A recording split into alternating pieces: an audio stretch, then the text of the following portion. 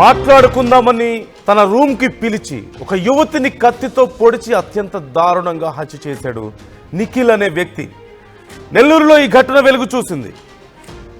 మృతురాలు మైథిలి ప్రియ బెంగళూరులో జాబ్ చేస్తున్నట్లుగా తెలుస్తోంది. ఈ నెల 6న బర్త్డే కావడంతో 3వ తేదీన నెల్లూరు వచ్చింది ప్రియ. అయితే మాట్లాడాలి అంటూ రూమ్కి పిలిచాడు. ఆ తర్వాత కత్తితో పొడిచి ఆ యువతిని దారుణంగా హత్య చేశాడు నిఖిల్. మృతురాలి చెల్లికి ఫోన్ చేసి నేను ప్రియను చంపేశాను అంటూ నిఖిలే చెప్పినట్లుగా తెలుస్తోంది. దుర్గమెట్ట పోలీస్ స్టేషన్లో ఆ తర్వాత అతను లొంగిపోయాడు కూడా. ప్రేమ పేరుతో వేధించి తన కూతుర్ని చంపేశాడంటూ బోరున విలపిస్తున్నారు తల్లిదండ్రులు. బి ఫార్మసీలో నిఖిల్ ప్రియా కలిసి చదువుకున్నట్లుగా తెలుస్తోంది. మనం స్క్రీన్ మీద చూస్తున్నాము. తనే మైథిలి ప్రియ. తనని నిఖిల్ అనే యువకుడు బర్త్డే కోసం సొంత ఊరు వస్తే మాట్లాడాలని పిలిచి తన మీద కత్తితో దాడి చేసి అత్యంత దారుణంగా హత్య చేశాడు. అయితే అసలు ఏం జరిగింది, ఎందుకు ఈ దాడి చేశాడు అనేది తెలియాల్సి ఉంది. గతంలో వాళ్ళిద్దరూ కలిసి చదువుకున్నట్లుగా కూడా తెలుస్తోంది. బి ఫార్మసీలో వాళ్ళిద్దరూ మంచి ఫ్రెండ్స్ అంటూ తెలుస్తోంది. మరి వాళ్ళిద్దరి మధ్యలో ఏం జరిగింది, అతను పిలిస్తే తిను ఎందుకు వెళ్ళింది, అసలు వెళ్ళిన తర్వాత ఏం జరిగింది, ఎందుకు కత్తితో దాడి చేసి మరి ప్రాణాలు తీశాడు, కారణం ఏంటి అనే వివరాలు ఇంకా తెలియాల్సి ఉంది. ఈ అంశానికి సంబంధించి పోలీసులు ఇప్పటికే కేసు నమోదు చేసుకుని దర్యాప్తు చేస్తున్నారు. ప్రస్తుతం పేరెంట్స్ ఏమంటున్నారు, అసలు ప్రేమ పేరుతో తమ కూతుర్ని దారుణంగా హత్య చేశాడు అంటూ పేరెంట్స్ ఆరోపిస్తున్న నేపథ్యంలో వాళ్ళిద్దరి మధ్యలో ఏం జరిగింది, ఎలాంటి రిలేషన్ ఉంది అనే అంశానికి సంబంధించి డీటెయిల్స్ తెలుసుకుందాం. గయాజ్ ఫుల్ డీటెయిల్స్ ఇస్తారు.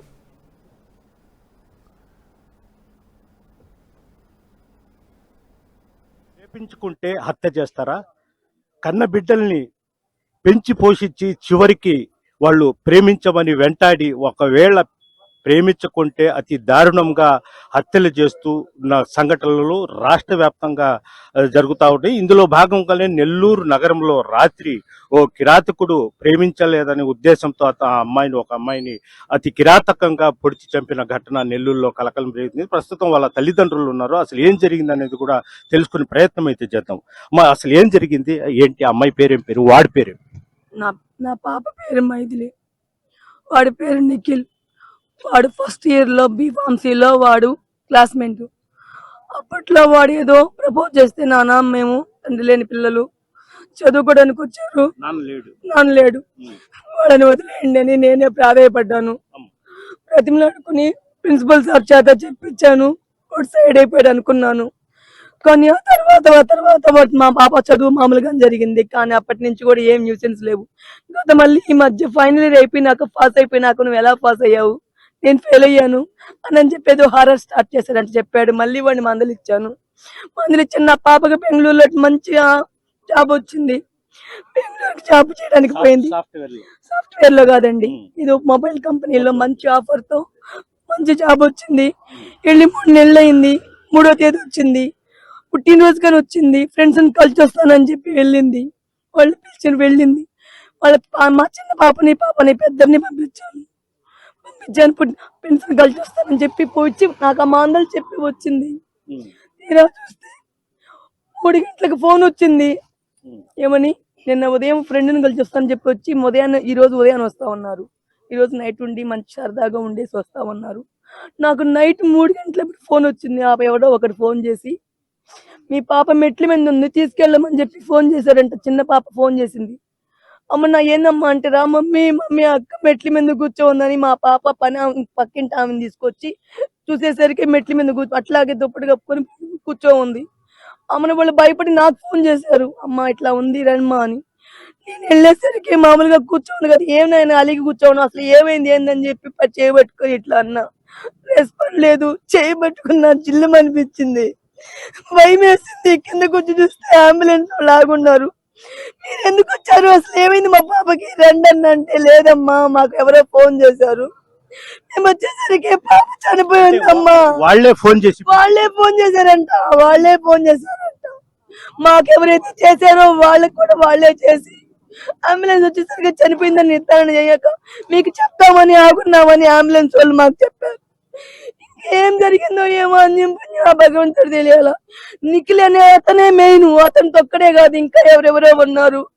బిడ్డని పిలిచి మాట్లాడాలని పిలిచి ఈ విధంగా చేస్తారు. అంటే మీ ఇంటికి ఆ ఇంటికి దూరం ఎంత? దూరం ఉంది, కొంచెం దూరం ఉంది. మీరు ఉండేది ఎక్కడ?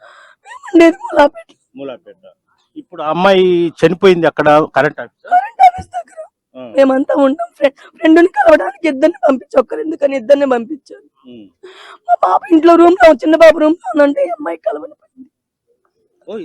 ఇద్దరు పోయారు. తోడు పంపించాను. కానీ మా చిన్న పాపకి తెలియదు కదా ఇది ఇట్లా జరిగిందని, ఎవరికీ తెలియదు. కానీ వాళ్ళు తెలివిగా మాకే ఫోన్ చేశారు ఇలా జరిగింది అని. మేము వచ్చి చూసేసరికి ఏ విధంగా అఖిల్ అనే వాడు ఇంతకు ముందు నుంచి వేధిస్తున్నాడా? వేధిస్తుంటే నేను మర్చి చెప్పుకున్నాను. ఏ రోజు కూడా కంప్లైంట్ చేయాల. నేను కాలేజీలో ప్రిన్సిపల్ చేత నచ్చ చెప్పాను, నేను తల్లిగా నేను నచ్చ చెప్పాను. అంతకు మించి వాడిని ఏం బెదిరించలా, వాడు నేను కూడా అనలా. నేను వాడు ఈ విధంగా చేస్తానని అస్సలు అనుకోలే. ఇలా చేస్తానని భయపడి వాడిని ఎవరి ద్వారా నేను బెదిరింపులు నేనేం చేయలా. ఆయన చదువుకుంటున్నారు, క్లాస్మేట్స్ గా ఉండండి, మాకు వద్దురా అని బ్రతిమలాడుకున్నా. అంతకు మించి నేనేం వాడిని కూడా అనలా, తిట్టలే అసలు. తండ్రి కూడా లేడు పాపం. ఇది సార్ జరిగింది సార్, న్యాయం చేయండి సార్. ఇన్ని జరుగుంటాయి సార్. ఇప్పుడు ఈ తెన్న తల్లి ప్రతి పాప ఎప్పుడు వచ్చిందమ్మా? బెంగళూరు 3వ తేదీ వచ్చింది. ఇలాంటి వాళ్ళని మీరు ఏం చేయమంటారు సార్? పోలీస్ వాళ్ళకి, మీడియా వాళ్ళకి నమస్కరించి చదువుతున్నాను సార్. నాకు ఆ పాప మనవరాలు సార్, నా కూతురు బిడ్డ. ఇలాంటి బాధ ఏ తల్లులకి ఎవరి పెద్దవాళ్ళు చూడలేము సార్. మేము ఏం చేస్తున్నారు సార్? మీ మీడియా వాళ్ళు, పోలీసు వాళ్ళకి నమస్కారం సార్. ఈ విధంగా చేస్తారా? ఆడపిల్ల బయటికి పోయేదానికి లేదా సార్? పెద్ద పెద్ద చదువులు చదివిస్తున్నాము, పెద్ద పెద్ద ఉద్యోగాలు చేసుకుంటున్నారు. ఇదేంది సార్ ఇంత దారుణాలు జరుగుతుంది? ఇది పరిస్థితి. అంటే ఆ బిడ్డకు తండ్రి కూడా లేడు, తల్లి సంరక్షణలోనే చదివిస్తూ ఇటీవల కాలంలో చదివించుకున్నది సార్. భర్త లేకుండా చాలా కష్టాలు పడి ఆ బిడ్డల మీద ఆధారపడాలని చదివించుకున్నది. ఇద్దరు పాపలే సార్. ఎప్పుడు చనిపోయారు వాళ్ళ ఆయన? ఆ అబ్బాయి చనిపోయి 7వ సంవత్సరం సార్. పేరు ఏం పేరు? ఆ అబ్బాయి పేరు గిరిబాబు. మీ పేరు? శ్రీలక్ష్మి. ఇది పరిస్థితి. శ్రీలక్ష్మికి భర్త సుమారు 7 సంవత్సరాల క్రితం చనిపోవడం జరిగింది. వాళ్ళ ఇద్దరు పిల్లల్ని ఆమె కష్టపడి చదివించుకుంది. పెద్ద కుమార్తె ప్రస్తుతం ఆమె బెంగళూరులో జాబ్ చేస్తా ఉంది. అయితే గత కొంతకాలం నుంచి నిఖిల్ అనే ఒక దుర్మార్గుడు ఆ అమ్మాయి వెంటబడుతూ ప్రేమించమని, పెళ్లి చేసుకోమని చాలా వేధిస్తూ వస్తున్నాడు. అయితే ఆ తల్లి అయితే భయపడి, అంటే ఆ ఇంట్లో మగవారు లేరు కాబట్టి నచ్చ చెప్పేయ, మా బతుకు చాలా కష్టంగా ఉంది, మా బిడ్డలు మేము ఏదో చదువుకుని మా బతుకు మేము బతుకుతాము, మా పాప జోలికి రావద్దని కూడా చాలా మార్లు ప్రాధాయపడినప్పటికీ వాడు ఒక మృగముగా మారాడు. నిన్న సాయంత్రము ఆ అమ్మాయిని రూమ్ లో పిలిపించేసి, అంటే వాళ్ళ చెల్లెలు కూడా ఉంది, వాళ్ళ చెల్లెలు బయట ఉంది, ఈ లోపే అతి దారుణంగా చంపేసి అతను ఫోన్ చేసి మళ్ళీ తల్లిదండ్రులకు మీ అమ్మాయి ఇక్కడ ఉంది రాండి అని ఫోన్ చేసి చెప్పడం జరిగింది. ఆ తల్లిదండ్రులు అక్కడ పోయేటప్పటికీ ఆ అమ్మాయి అక్కడే చనిపోయి పడి ఉండడం జరిగింది. నిఖిల్ మాత్రము దర్జాగా పోలీస్ స్టేషన్లో లొంగిపోయినట్లు కూడా తెలుస్తుంది. అయితే ఇలాంటి ఘటనలు నిత్యం నెల్లూరు నగరంలో జరుగుతూనే ఉండేవి. వీటికి బ్రేక్ వేయాల్సిన అవసరం ఎంతైనా ఉంది.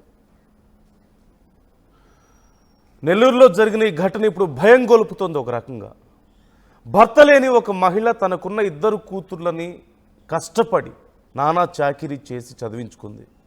అయితే చదువుకుంటున్న సమయంలోనే B.Pharmacyలో ఉన్నప్పుడు నిఖిల్ అనే వ్యక్తి ప్రియని నేను ప్రేమిస్తున్నానంటూ వెంటపడడం, ఇబ్బంది పెట్టడం లాంటి పనులు చేశాడు.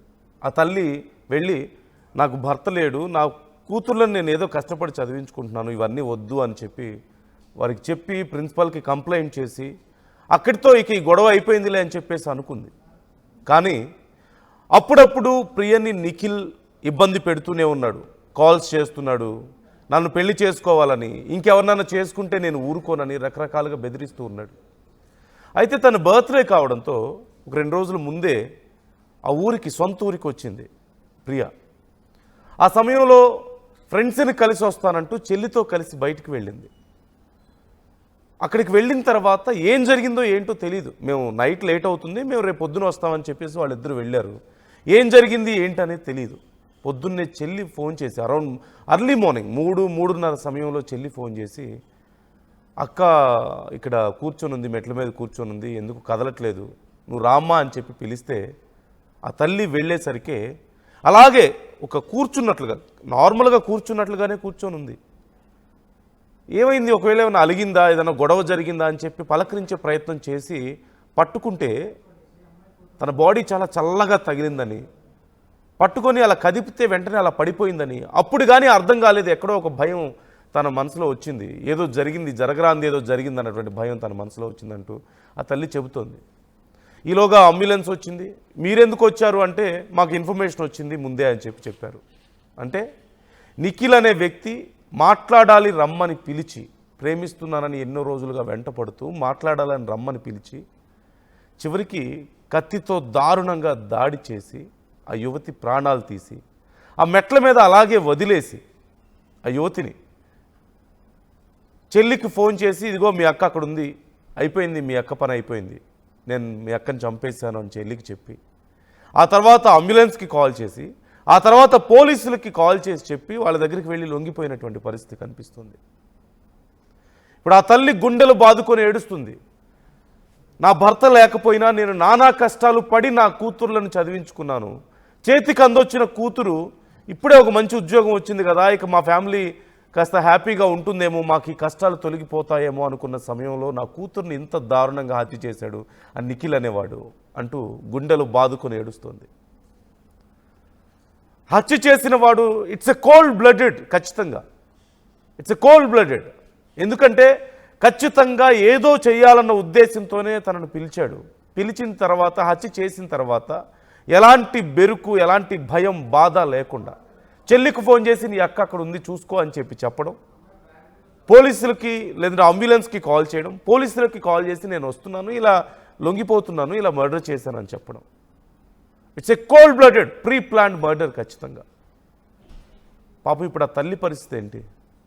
ఇన్ని రోజులు కష్టపడి నానా చాకిరీ చేసి కూతుర్లను చదివించుకుంటే చేతికి అందొచ్చిన కూతురు ఇప్పుడు విగత జీవిగా అక్కడ పడి ఉంటే ప్రాణాలు లేకుండా, ఆ తల్లి పరిస్థితి ఏంటి?